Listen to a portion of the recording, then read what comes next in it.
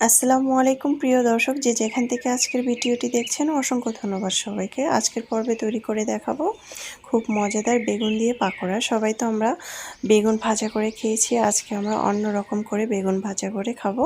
তো প্রথমে আমি এখানে বেগুনগুলো কুচি করে কেটে নিয়েছি, তারপর পেঁয়াজ কুচি দিয়ে দিলাম, আধা কাপ কাঁচামরিচ দিয়ে দিলাম, দুই টেবিল চামচের মতো। তারপর এখানে দিয়ে দিলাম চালের গুঁড়া আধা কাপ, বেসন দিয়ে দিলাম আধা কাপ, তারপরে স্বাদ মতো লবণ, 1 টেবিল চামচ মরিচের গুঁড়া, ধনিয়া আর জিরার গুঁড়া হাফ টেবিল চামচ করে দিয়েছি। তারপরে এখানে চাট মশলা দিয়ে দিলাম 1 টেবিল চামচ, তারপরে চিলি ফ্লেক্স দিয়ে দিলাম আমি এখানে 1 টেবিল চামচ, তারপরে এখানে একটি ডিম ভেঙে দিয়ে দিলাম। এখানে কিন্তু আমি পানি ব্যবহার করব না, ডিমটা যেহেতু দিয়েছি ডিমটাই পানির কাজটা করে নেবে।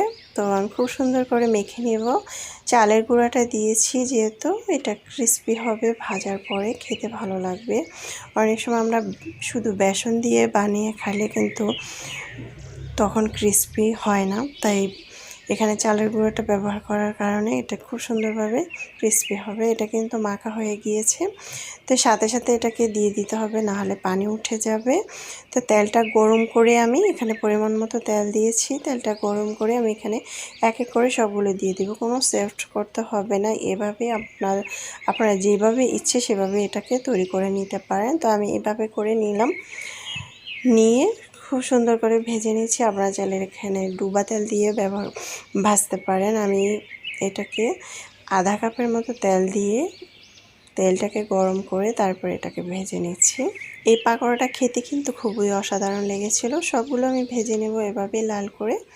তো আশা করছি রেসিপিটি ভালো লেগেছে। ভালো লাগলে অবশ্যই চ্যানেলটা সাবস্ক্রাইব করে লাইক দিয়ে পাশে থাকবেন। দর্শক বেশি বেশি ভালো থাকবেন, খাবার কখনো অপচয় করবেন না।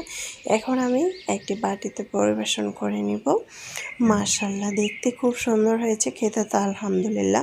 আমরা কিন্তু বিকেলবেলা এটা তৈরি করে খেতে পারি, খুবই অসাধারণ লেগেছিল। এক এক দিন এক এক রকম করে। এখন আমি টমেটো সস দিয়ে গরম গরম পরিবেশন করে নিব। আশা করছি এই রেসিপিটি যারা নতুন রাঁধুনি তারা কিন্তু এটা ঝটপট তৈরি করে খেতে পারেন, আর বাসার সবাই খেতে খুব পছন্দ করবে। আল্লাহ হাফেজ।